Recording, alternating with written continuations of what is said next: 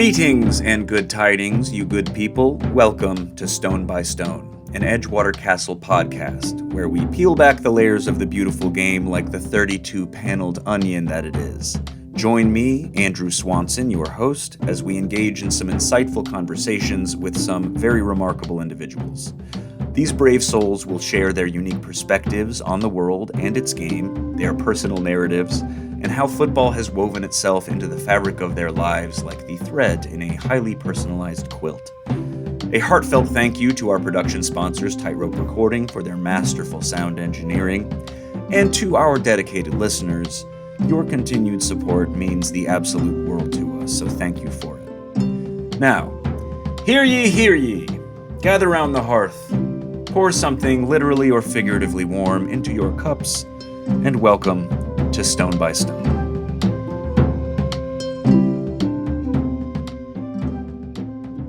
Ladies and gentlemen, welcome back to Stone by Stone. I am your host today, Andrew Swanson, and I'm very pleased to be joined by my good friend, Ben Lindau. Hello, Andrew. Hello. I'm pleased to be here. Thank you so much for being here.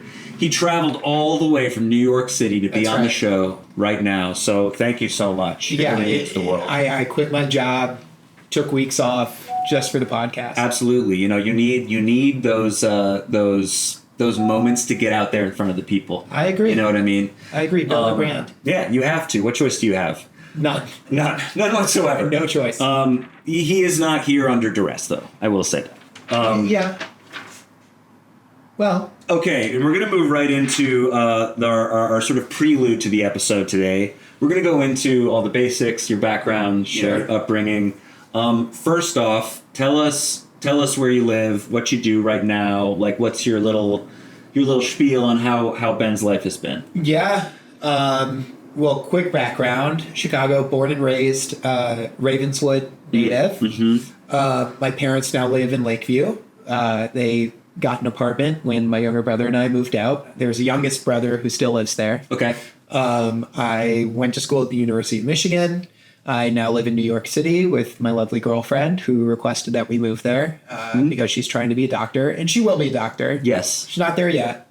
I have full faith. So do I. Yeah. And she really, if Isabel, if you're listening to this, you better follow through on this.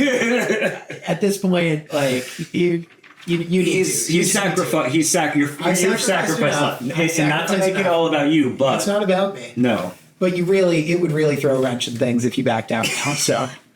I have full faith. I have full faith in her. My wife is a doctor and made it through herself. And good for her. I know that it's a very arduous path.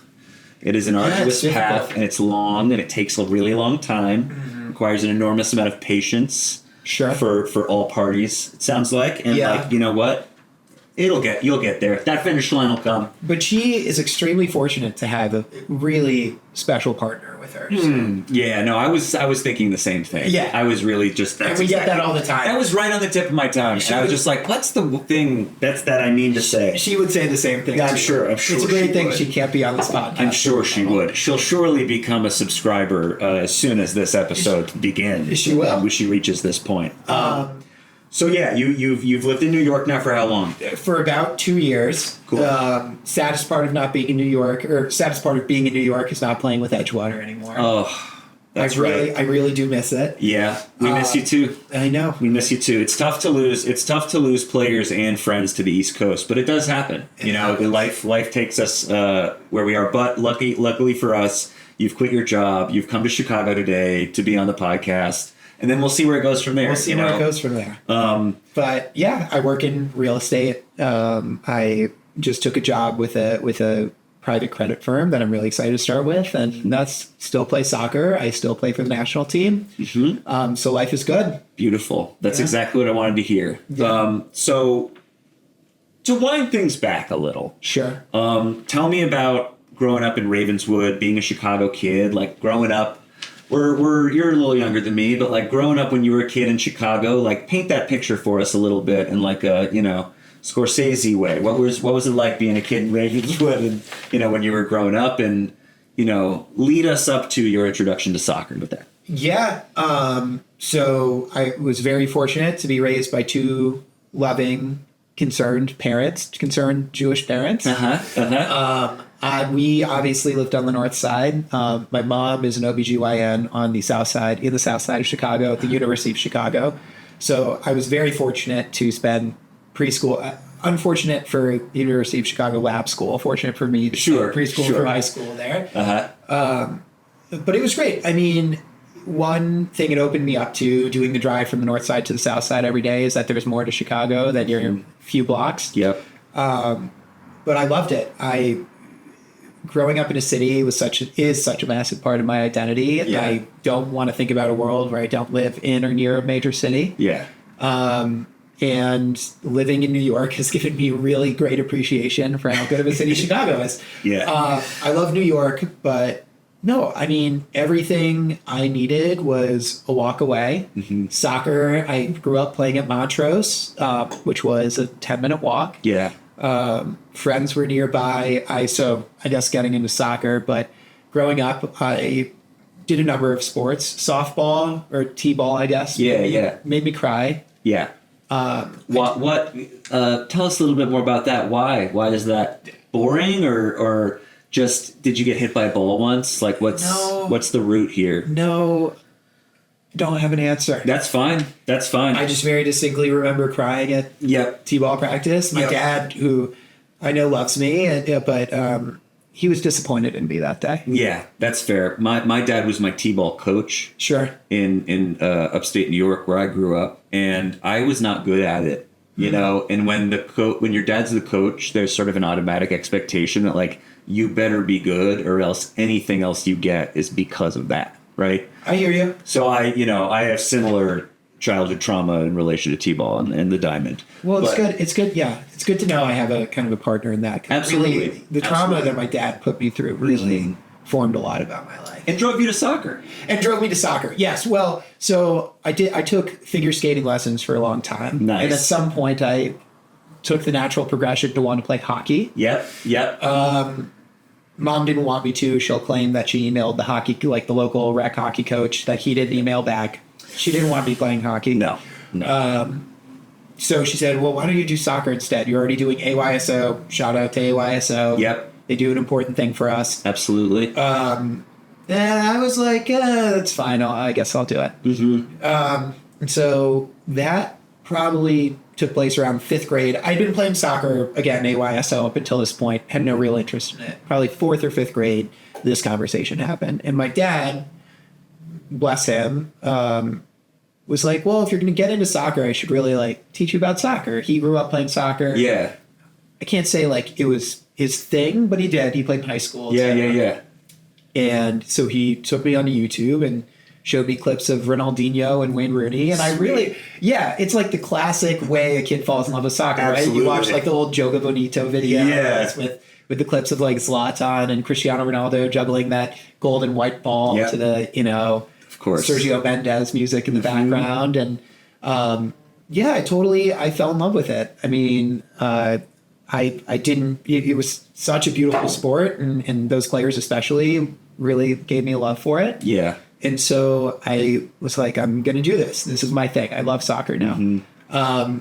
Which was really good timing in retrospect. So a major part of my childhood and life was that in 6th grade, and my love for soccer had developed. Every Hanukkah list had included Wayne Rooney T90 soccer cleats on them. Of course. No reason that I wanted or needed those cleats, but iconic. Iconic. Yeah. Iconic. But in 6th grade, I had a stroke. It was completely by coincidence. And the story, so skipping all around. This is a fun transition. Yeah, I'm sorry, I'm skipping 10 years later. This is great. I mean, this is sort of where I was gonna lead us to. I assume it's the one super interesting part about my life. Stop it, you. The most interesting. There are a number of fascinating things about you, Sure. but I think, like you said, this is something that really still has a very direct impact in what you do on a daily basis and your relation to the game right now, and for sure, I think it's important. So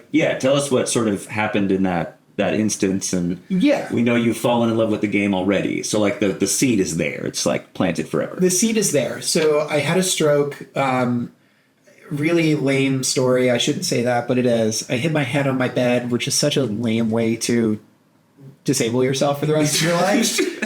It really is. And I don't... You wish you had like fallen out of the back of a moving vehicle in a car chase or something? Again, skipping ahead, I ended up, like, spoiler alert, everybody, I ended up playing, and I still play for the Paralympic national team. Yes. Now call it the CP men's national team, standing for cerebral palsy. I am going to put my U.S. soccer hat on and say that the name doesn't completely encompass all the athletes it has, considering I don't have cerebral palsy, but I understand why it's called that. Yeah.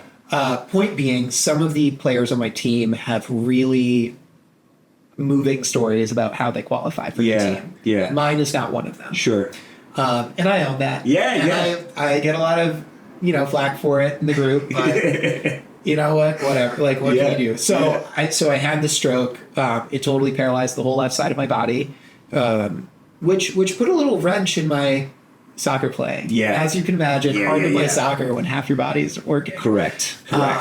But on the other hand, it was really a blessing that I had taken such an interest in it, because it was a huge motivator for me to go through with the physical therapy, go through with occupational therapy, stay active, work out, outside of school, et cetera, whatever other motivational crap you could possibly want me to say. Sure. But it was so, I think it took my thoughts so far away from the fact that my life was forever changed. Yeah. And when you're in sixth grade, like 10, if I tried to do the math the other day, I must have been 10 or 11, maybe 11 or 12.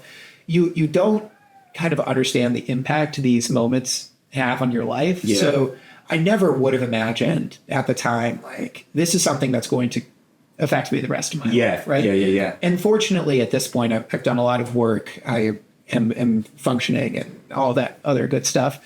But the soccer really took my mind from a place of like, I need to get better because my life depends on it, to I need to get better because I want to be back on the field. And it was like a positive motivation versus a survival motivation. Yeah, and like a scary motivation. Exactly. So there were for sure tough moments. I will not deny that as a young person going through that.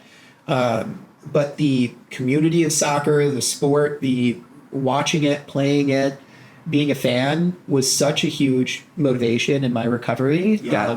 And I'm so lucky that it's played a part in the rest of my life. I've met people through it. I've had experiences through the sport of soccer that you can't say 100% that I wouldn't have made it to the national team had I never had a stroke. You can't say. You just don't know. There's no way to know. It's unlikely. It's impossible to say. It's impossible to say. It's unlikely, though. I don't come from a family of national team athletes, so we'll say it's unlikely. Yeah, okay, fair. But either way, it's been such a positive in my life. Like, if I could go back in time and switch it, I wouldn't have. Yeah.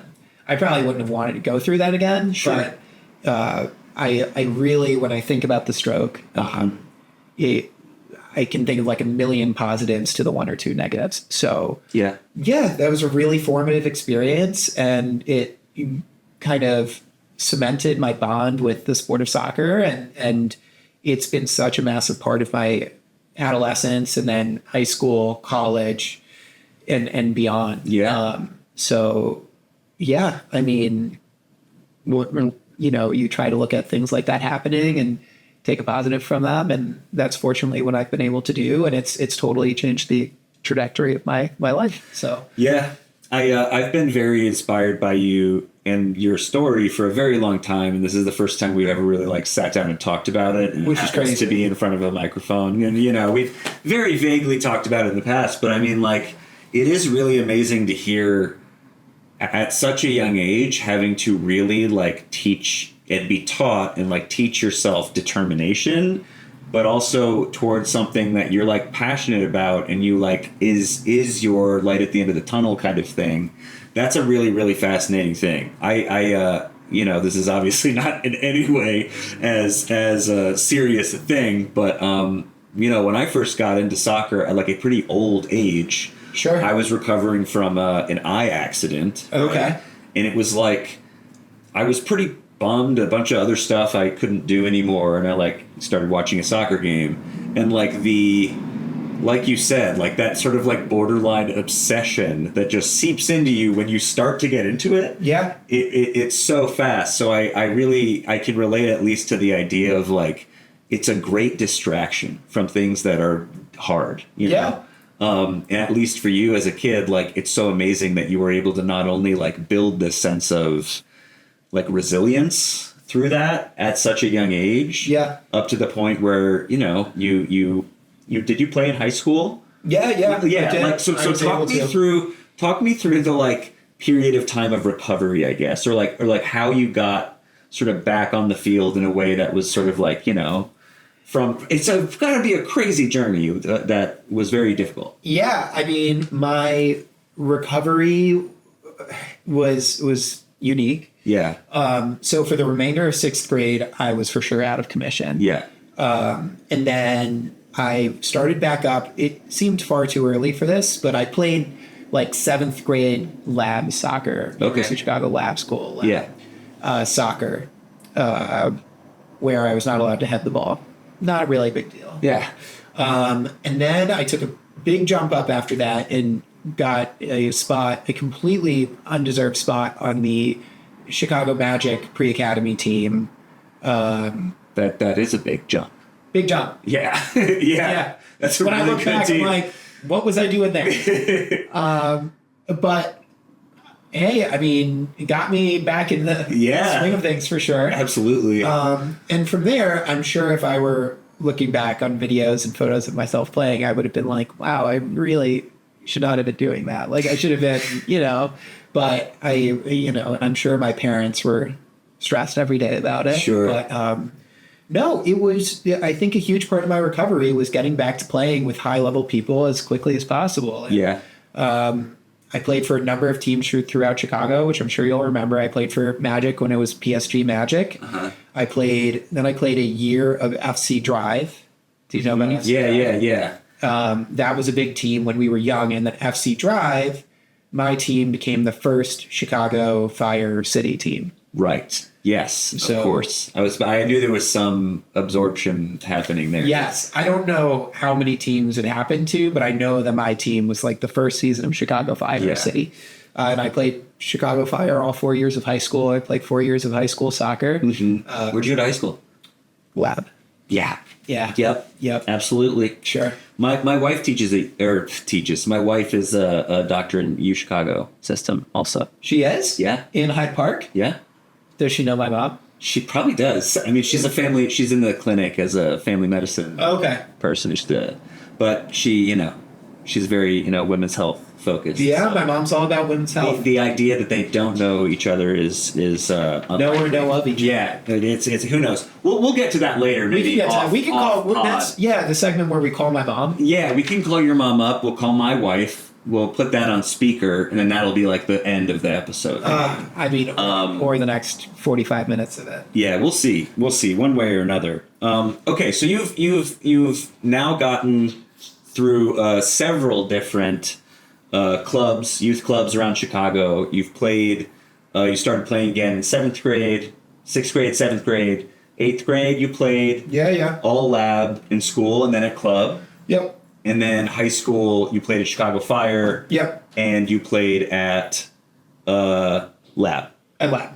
Great. That's right. What was the high school career like for you as a player at club in high school? Did you what position were you playing? Were you midfielder the whole time? Yeah, I was a midfielder the whole time. When I look back at my high school career, it was unconventional. I had a lot of growing into my body to do. I was a few years behind other people because of the stroke. Yeah.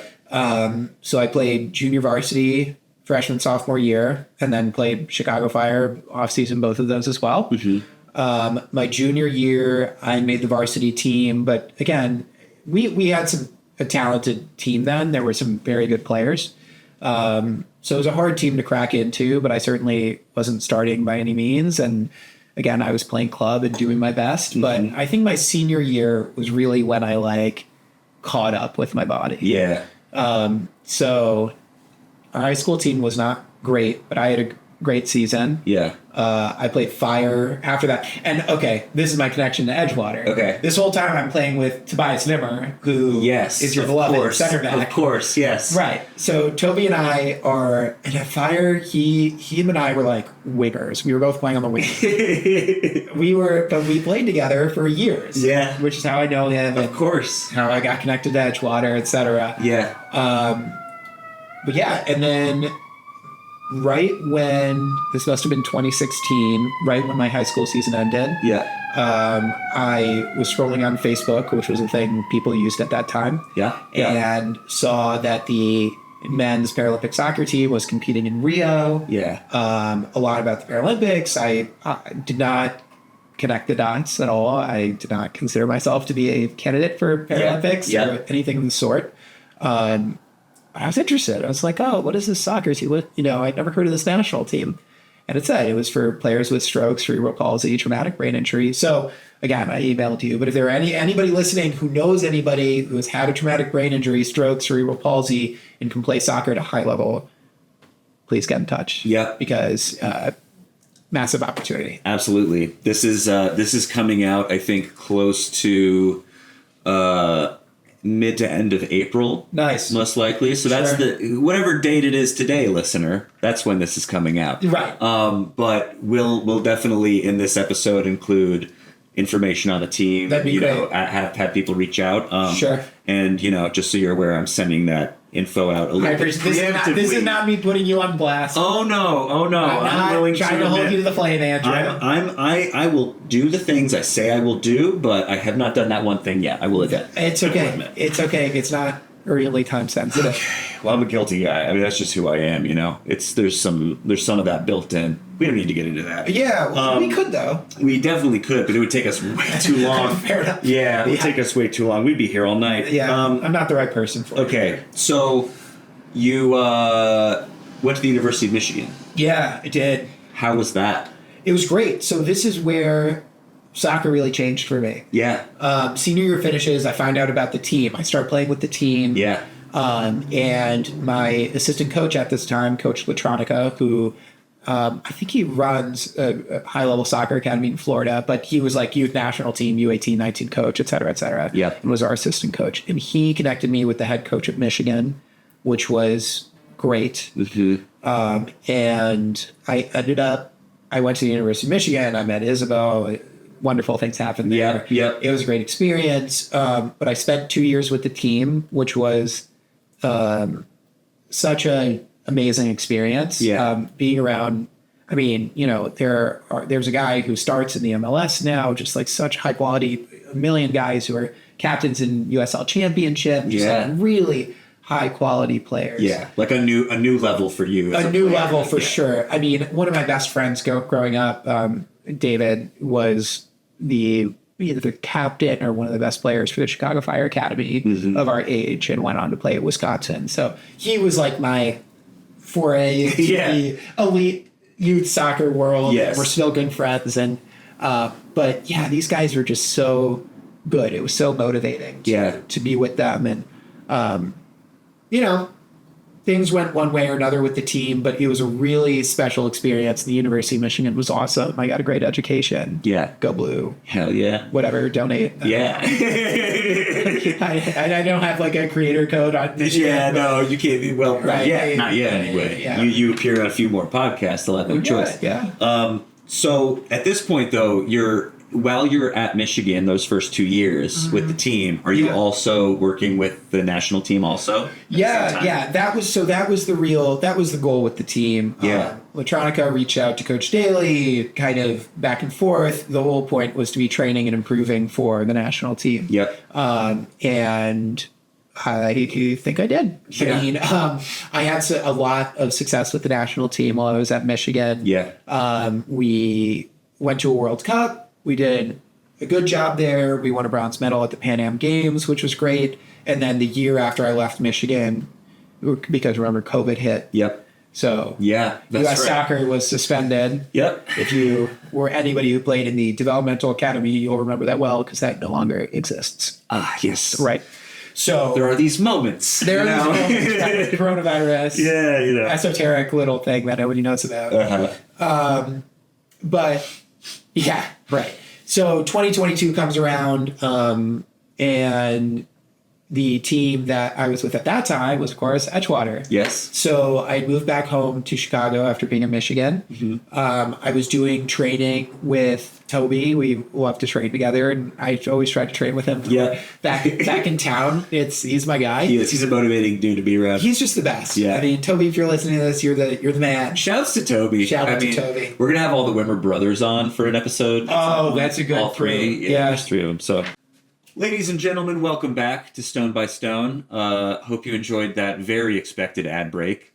I'm here still with my good friend Ben Lindau. We are talking about his upbringing and some of the unique experiences he went through as a kid.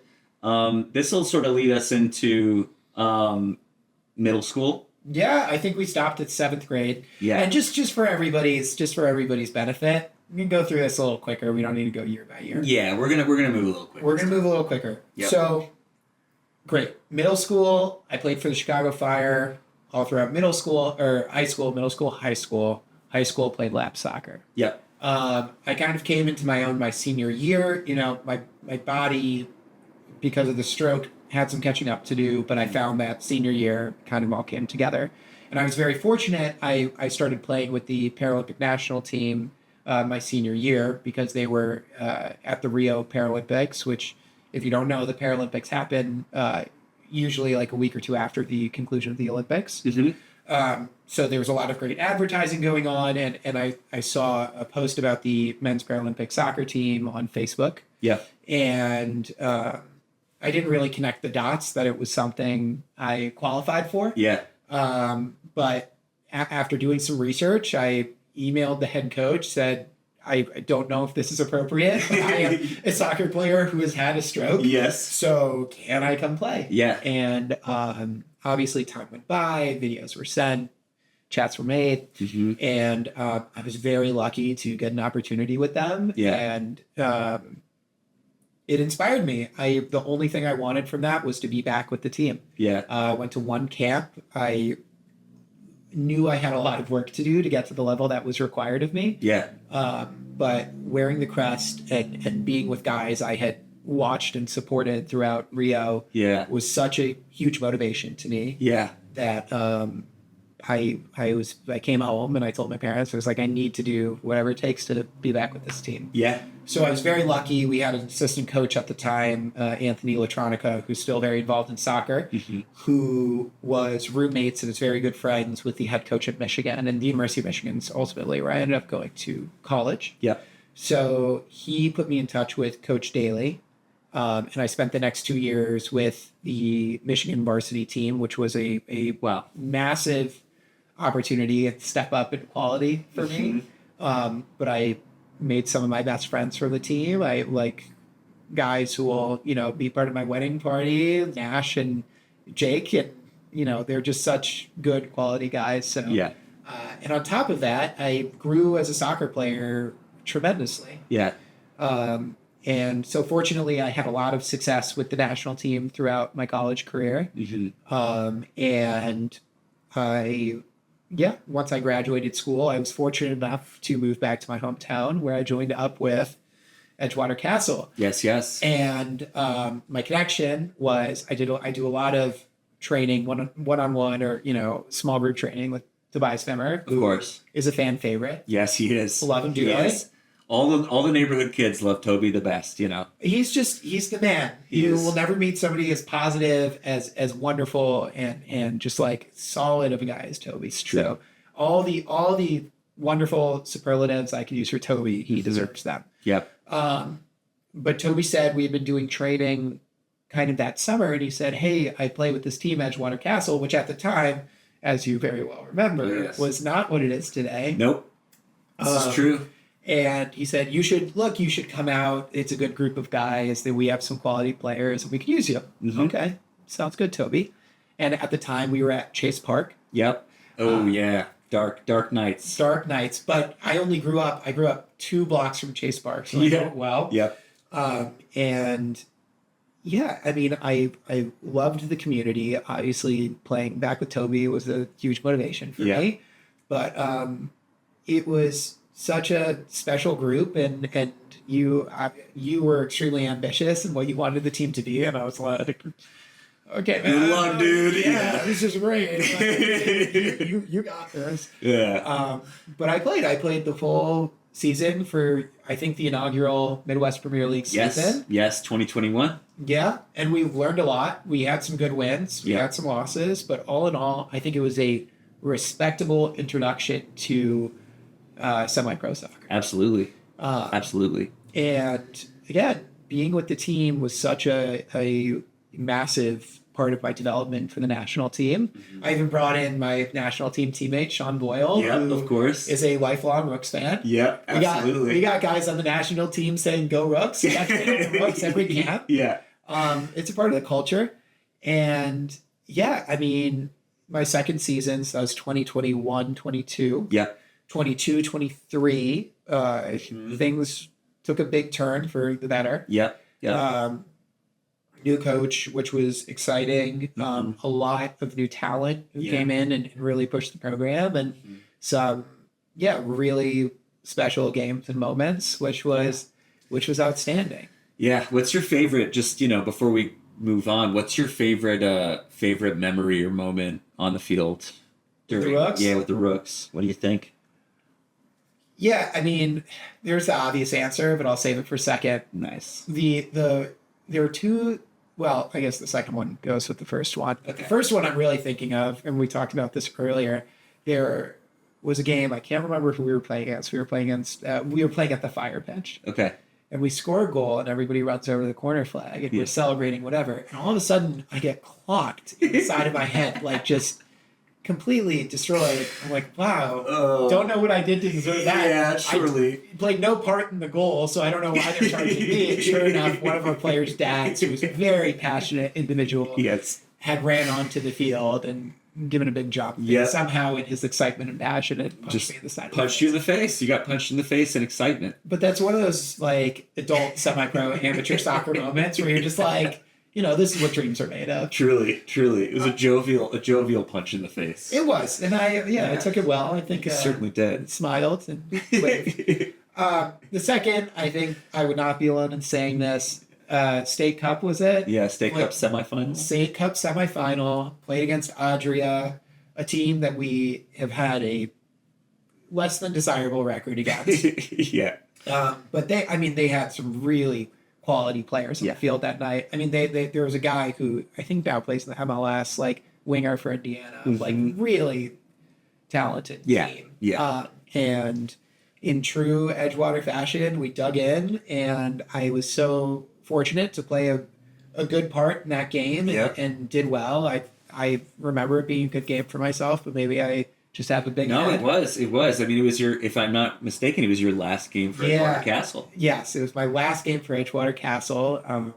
For the time, who knows? Yeah. Sure. There's absolutely more to this story Who knows? in the future, I think. But yeah, I mean, that was genuinely one of my favorite memories too of the last, especially the last sort of period of time where you mentioned, 2023, we kind of made a jump, and we started to get better players and so on.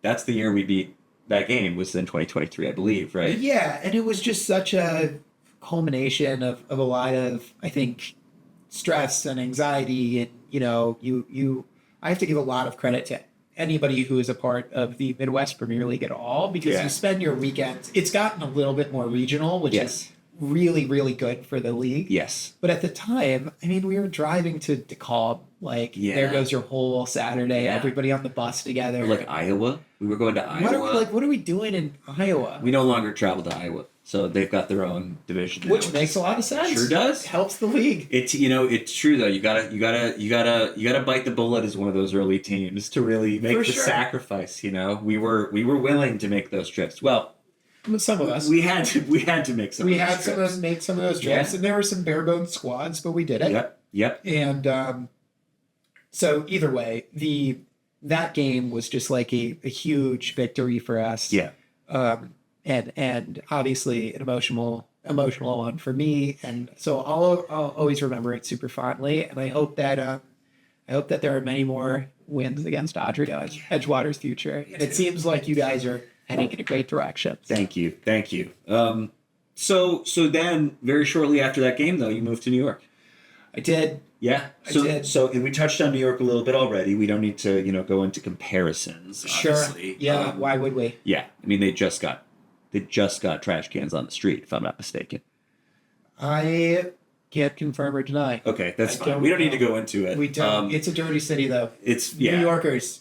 Don't kid yourselves. Alleyways are super cool. Super cool. New York's dirty. Really good design. Really don't good kid design. yourselves. Anyway, so you moved to New York. What did your like soccer landscape look like there when you moved? How long did it take you to break into that scene? And, how's the sort of last couple of years been like with the national team also? Yeah. I guess quick note on the New York soccer landscape. I'm assuming this is mostly Chicago soccer fan listeners. So New York has a really vibrant soccer landscape between a very similar situation. I played with a guy for a long time. He had a team out in New York. Yep. That team got absorbed by a different team for whatever reason, but it's a lot of fun. Yeah. Space is a lot more limited. Yeah. Field time's a lot more expensive. Yep. The fields are a lot worse. Yep.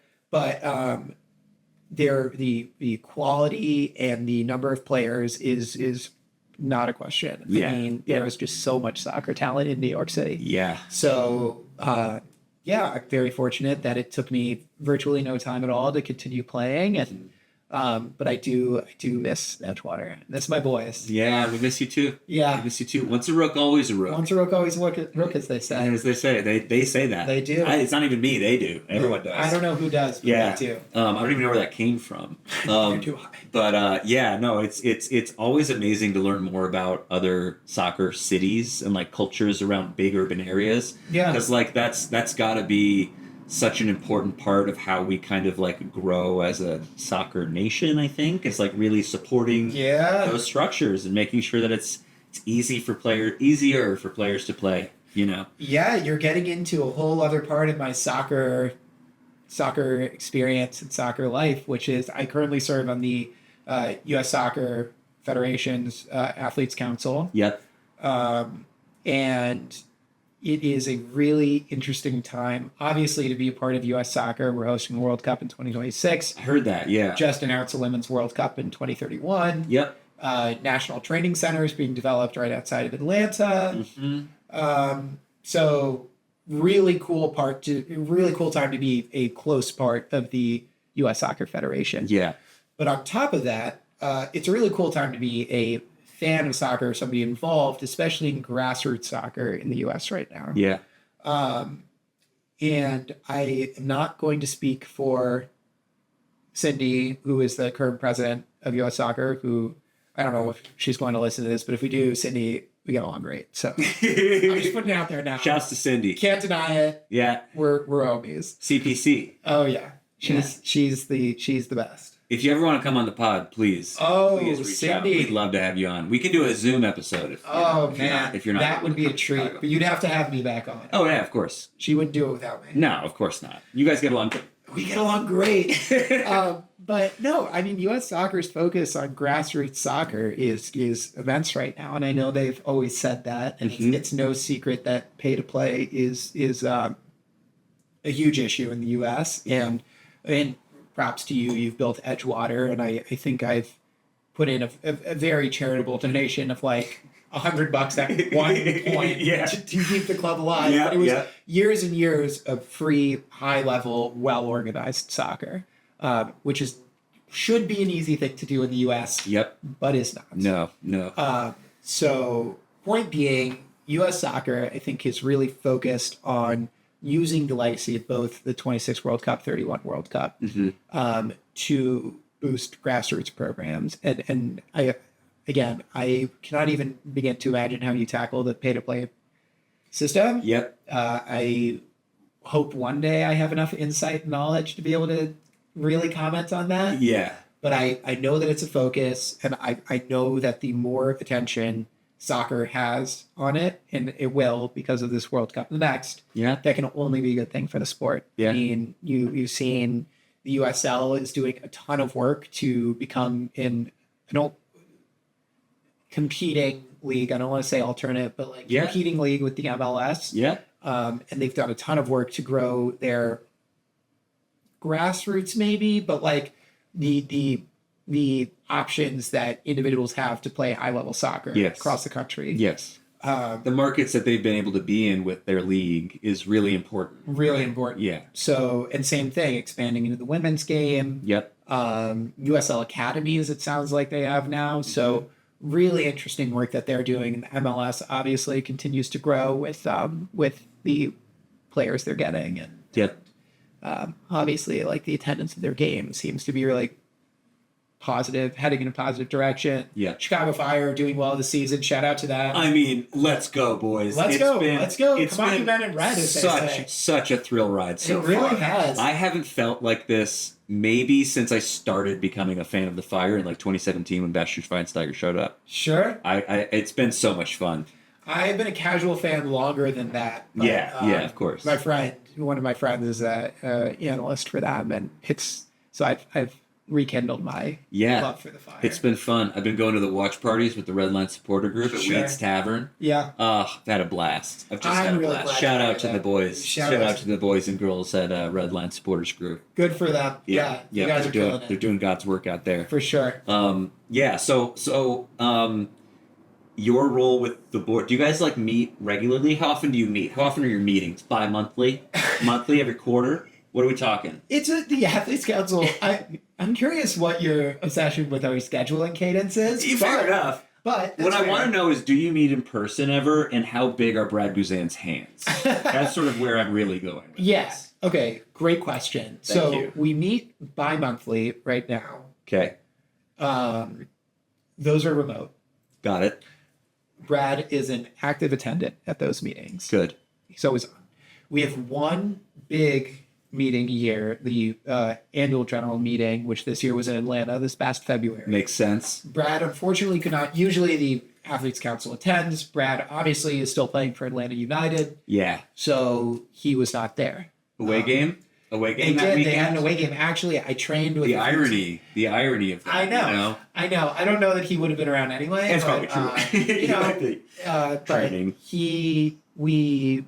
A few of my teammates and I trained at Atlanta United that Friday and saw him from a distance. And so his hands looked sizable. Yeah, I can imagine. From what I could tell. This is like, I think the maybe the second or third episode that Brad Guzan has come up. He's an Illinois boy. He's a local. Is he? Yeah, he's a local Chicago guy. We'll keep tagging him. I'm telling you, I'm getting all the plugs I can out of your episode here. Brad, come on the show.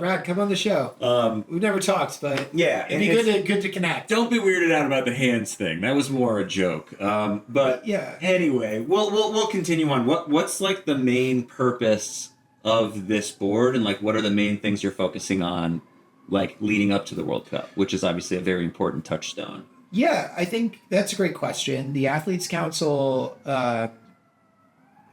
Soccer, okay, taking a step back. Yeah. U.S. Soccer serves a lot of people. Yes. They serve their national team athletes. They serve their membership. They serve, leagues and et cetera. But in the past, when they've gotten people together in a room, I think membership, so U.S. adult soccer, again, I can't speak for them. This is just spitballing. U.S. adult soccer, U.S. youth soccer, AYSO, MLS, USL, etc. There wasn't really an athlete presence in those meetings. Yeah. And you sit there and you're kind of like, you guys are putting so much money into your national team athletes, which, fair enough. But, that's the bread and butter of the federation. Sure. But it was weird not to have representation from the people who, at the end of the day, were benefiting most from the federation. Yeah. So the Athletes Council was formed. I don't exactly know when. It's been around for a while. Mm-hmm. And the main focus of the Athletes Council, we obviously have a pretty significant voting percentage on all legislative matters within U.S. soccer. So you have to understand what's going on in U.S. soccer. You have to understand how it impacts soccer landscape. You just have to like show up for meetings. You got to be interested. You got to be invested. You got to care about soccer. Yeah. And people really do. Mm-hmm. And there are all sorts of different extended national teams. So the extended national teams being men's and women's CP, Paralympic / Paralympic, because what that is, power soccer, which wheelchair soccer, for those of you who don't know, beach soccer, men's and women's, men's and women's futsal, men's and women's deaf. Yep. That should be all of them. Yeah. And then we have youth national team players, and then a few from men's and women's. Brad Guzan, Becky Sauerbrunn was at the last one. Yeah. Et cetera, et cetera. The other host of this podcast, sister, I think, is on. Allie, yes. Allie is a good friend of mine. Oh, really? Oh, we get along great. You get along great with everybody. Yeah, I love Allie. Yeah. Yes. I don't know Allie well, but shout out Allie. Shout out Allie. And everybody in the athletes. Yeah. Allie's awesome. She's working her way back from an injury. So Yep. Stay strong. Stay strong, Allie. You got it. Come visit us and watch your sister play a game this summer. You should. Cool. So is there, and I'm I work on a grassroots level with Edgewater Castle, right? So my main connection to soccer these days is sort of from the ground up. Sure. Right? I'm looking up that way. Yeah. Is there like genuine, tangible excitement in U.S. soccer right now about the World Cup coming in a way that is sort of like, this is going to profoundly change things for everyone? Or is the feeling more like this is just such a big thing that it's going to bring something and we'll figure out what to do with it then? You know what I mean? Like, is there a certain guiding wind of how things are hoping to change with this coming, or what's the vibe? What's the vibe up top? You know what I mean? Yeah. I mean, I think the elephant in the room is that it's heavily dependent on the performance of the men's national team. I have heard that. At the 26 World Cup. I have heard that, yeah. I believe in them fully. Yeah. I understand that their last, the Nations League performance maybe wasn't up to par. We have time. Yeah. New coach, young guys, and I think the new format for the World Cup helps us a lot. Yeah. Yeah. So all of that being said, let's be positive and say they have a good run. Yeah. Right? I think that on the grassroots level, you have more eyes on soccer than you ever have in the history of the United States. Correct. Okay. I think once the World Cup ends, people like yourself who took an interest in soccer more recently, who really fall in love with the game, because you only need that moment. Yeah. You know? Yeah.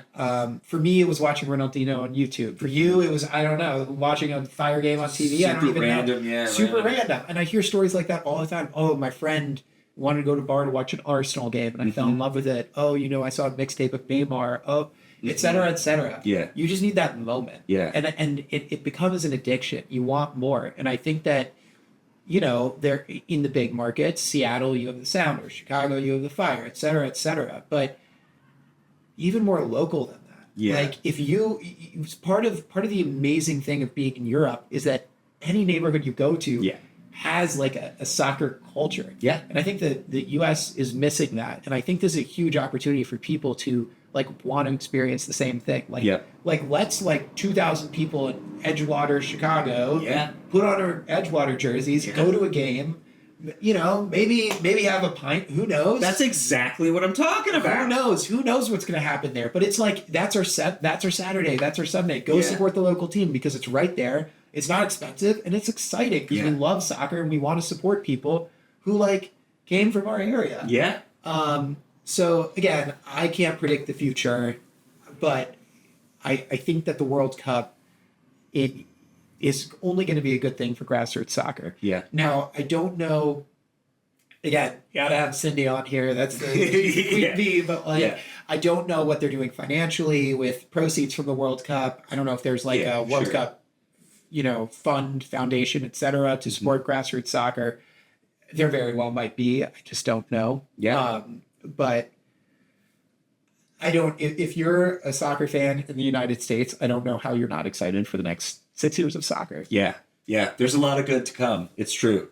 Well, I'm gonna shift us into some regular rapid fire questions this year. Sure. Before I do that, though, if people are interested in learning more about the CP national team, Yeah. what do they do? How can they get in touch with you or with the coaches, or what's the sort of first step for people that want to learn more? Yeah, that's a great question. So I will like attach some links to videos, YouTube. Yeah. etc. We'll get those on there for sure. I don't know if I said this earlier, but the CP national team is for players who were born with cerebral palsy, suffered a stroke, or had a traumatic brain injury. One of those three things will qualify you for the team, or is the first step in qualifying you for the team. Yes. So anybody who's listening, if you know anybody who could possibly qualify for the team, you need to have played soccer at a high level, and need to be in the shape to do that, obviously.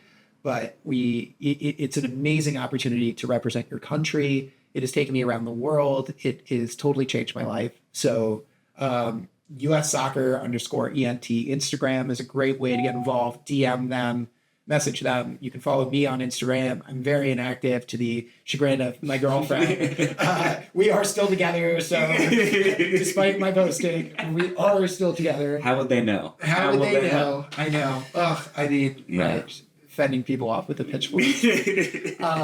But yeah, you are welcome to DM me, email me. I will give Andrew my email. Yeah, we'll put it up in Instagram. We'll put the links to his stuff on the page and on the YouTube and on the Spotify and on all the posts about this. Absolutely, and so anybody you think might qualify, this is such a tool to change lives, truly, as well as all the other exciting national teams. Deaf national team. If you know any deaf soccer players, they are actively looking for players. The men's team is fabulous, and the women's team, since their inception in 2001 or something, has never lost a game. Yeah. So if you want to be part of a winning team, great place to go. If you are a futsal player or a street soccer player, there are futsal men's and women's national teams. You get to go to FIFA Futsal World Cups if you qualify. Yeah. But again, another way to represent your country. Beach, men's and women's, maybe less popular in Chicago, but again, another way to represent your country. Women's now and FIFA, I do a shout out for that, but I believe in it. FIFA, time for a beach women's soccer World Cup. What are we doing? Yeah. And then there's a lot of sand out there. There's a lot of sand out there, and there are a lot of women out there who are really good at beach soccer. Yes, so let's put them all in the same place and get a World Cup going. Yeah. And then finally, power soccer. So power soccer, power wheelchairs, another national team. They have a pretty robust professional league outside of the national team. But those are all programs that you, obviously, if you are good enough and qualify, you can be a part of. You can represent your country, and it has totally changed my life. I mean, but US Soccer ENT is the best way to do that. So beautiful. Yeah. Thank you. And yeah, I mean, I can't speak highly enough of you, Ben, and your like commitment to the game and making accessibility to the game a big part of your interests in your life and the way you sort of pursued the game. So I appreciate that. Absolutely. I've always really been very impressed by the path you've taken and the way you view the game as a vehicle to like help other people while you have a good time. Yeah. And you're speaking to it today is only a testament to that. I appreciate it. So before we wrap up today, we're going to dive into a few like rapid fire questions. Okay. Awesome. Okay. First one, who is a player that you would avoid going back in time to play against? If you could only choose one, you're getting dropped into the field and you got to go one-on-one with someone. In soccer? Yes. You take off the table. Take off the table. Okay. So I play usually as a 6. National team, I play kind of an 8. So I'm gonna go somebody in the middle of the park. I'm gonna go Moussa Dembele, Tottenham's Moussa Dembele. Dude was fast. Dude was strong. Dude was 2-footed. He would probably make me look silly. Like him or like a Yaya Toure type. Sure. Where I'm just getting sat on for like 90 minutes. Yep. That wouldn't do well. Speed and legs and like skills. Or like a Thierry Henry type. He's just gonna kick the ball down line and burn me. Yeah. It's not my game. That's a good answer. What is one city you would choose to move to permanently just to watch soccer games? Oh boy. That's so tough. I mean, I was just with one of my best friends, Christos. He's Greek. Feel like I don't know exactly where Olympiakos plays, but I feel like the Greek soccer culture probably goes crazy. Yeah, you could say, I mean, I did say city, but I mean... Athens, fine, Athens. Athens? Yeah, Sick. I don't exactly remember where Olympiakos plays, but... You can get to everywhere from Athens.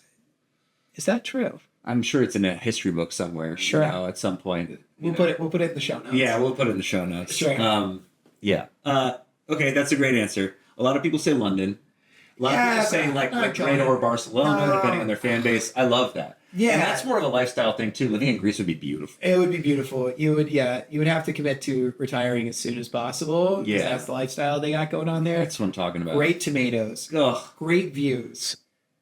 Like dope soccer. I assume. I don't know. Yeah. Christos tells me it's dope. Yeah. Though. I was just on the phone with Evangelo today. Evangelos Spartiatis. Yeah. Shout outs to Evangelos Spartiatis. We also keep in touch. That's my boy. Yeah, I love that dude. Okay, Athens is your answer. Great answer. Who would you say is the best midfielder of all time? Or you can limit it to a 6 if you want to say 6 or an 8. Who's like your who you think is the best? If it's different from your favorite, you can say both. Yeah, I mean, you like picked between like Zidane. Yeah, It was just a joy to watch. Yeah. I mean, I was still developing in that part of my life, but like highlights, etc. Iniesta, I got to see him play a few times live and up close, and it was just like you cannot believe the talent and quality this guy has. It's like ridiculous. And then another one, Paul Scholes. Like, yeah, dude. Dude has a wand. You can put it wherever he wants it. He scores goals. So, I mean, take your pick between either of those three. Yeah. That's not a bad trio of people to have. And nobody's really playing holding mid in there, but like between those three, you're fielding a good team. You are certainly fielding a good team if that's your midfield. Right. I think that's fair.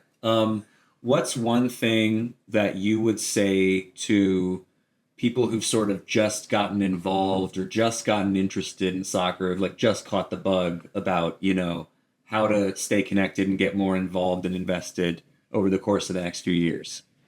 Support your local teams. Yeah. I mean, look, I think playing is one. Yeah. There are so many outlets to play with people of all skill levels and backgrounds. I made some of my best friends from playing with, just the most random group of people. And I think if you live in big cities, again, okay, maybe I'm a little biased, but big cities have plenty of opportunity to play for all skill level. Mm-hmm. Supporting your local teams like Edgewater Castle love fans more than anything. Mm-hmm. So you don't need to buy a $50 ticket, $100 ticket to your MLS game to see quality, compelling soccer. Like you can. There are so many regional leagues that have really talented players now. So get invested in that. And then watch your domestic leagues. If you can go to an MLS game, if you can go to a USL game, USL 2, USL 1, USL, championship, whatever it is, NISA, etc. Yeah. Open Cup, like follow the Open Cup. That's a dope tournament with really compelling stories and super duper interesting, rosters and matchups. And then obviously watch the European games. Those are really fun, and it's fun to get invested in the team overseas and watch sports at 8 a.m. on a Sunday morning. It's truly nothing like it. There's nothing like it. So I feel like soccer is all around you. And again, I come from Chicago and I live in New York, which are two very soccer dominant cities and places. But I have this feeling that not to trash on Iowa. One of my very good friends, Reed, is from Iowa, so I'm going to trash him a little bit. Iowa has a lot of soccer teams. Nevada, all these places have soccer. Mm-hmm. So you just got to, if you love it, you should just go after it. Not everybody's going to play in the MLS. Not everybody's going to play in the Champions League. I had a tough conversation with my coach the other week about never being able to play in the Champions League. He gave me the fact of the matter. I'm probably not going to make it. It was hard to hear. That's tough, man. It was tough to hear. And it's going to happen, at some point, I guess. If it's not going to happen, you want to hear it eventually. You want to hear it. It didn't make it any easier. Yeah. When it was coming. Yeah, disabilities really hinder your ability to play in the Champions League. I mean, maybe not in all cases and not for everyone. But, this is specific to you in this case. This is specific to me. Yeah. You're right. So, yeah, I guess point being, for whatever reason, going on and on about this, but there are so many opportunities to get involved with soccer, and the best way to do it is to find something close to home that you care about and support it. Absolutely. That's a fantastic answer. Well, we're at the end of the show. We've made it to the end. Ben, thank you so much for coming on. Like I've said many times over, you're an inspiration and a very good friend, and I'm very glad that you came into the club years ago, and we're still in touch and still good friends. And I'm sure we'll have you on the pod again at some point when you bring Cindy Parlow-Cohn on board. Oh boy, tag Cindy. Yeah. Tag Cindy, tag me. Okay. Cindy and I will get together. Yeah. We'll have a conversation. You guys get along very well. So I don't think we get along great. Yeah. You can clip that. Yeah, we're going to clip that. She knows that. You can clip it. You can send it to her. She will confirm. We get along great. Yeah. Her and I. Hashtag CPC. Hashtag CPC. Coming on the pod. CPC with the CP and a T. Come on. Let's go. Too easy. CP, Captain. Maybe. There's too many. There's too many. We're going to workshop that. But ladies and gentlemen, thank you so much for listening to the podcast or watching it. And stay in touch. We got a new one coming next week. We'll see you then. Thanks so much. Bye. Ahoy there. Thank you for listening to Stone by Stone, an Edgewater Castle podcast. Be sure to listen to our next episode, or better yet, subscribe to our channels on YouTube, where you can find video versions of our episodes, Spotify, Apple Music, or anywhere else you get your podcast fix. We'll have a lot of exciting new content coming up throughout the year, and we want you to stay along for the ride. In fact, you should probably just follow us on all social media platforms also. Just to be safe. And with that, I leave you be. Enjoy the rest of your day. Thank you so much for supporting the club, listening to the podcast, and as per usual, go Rooks.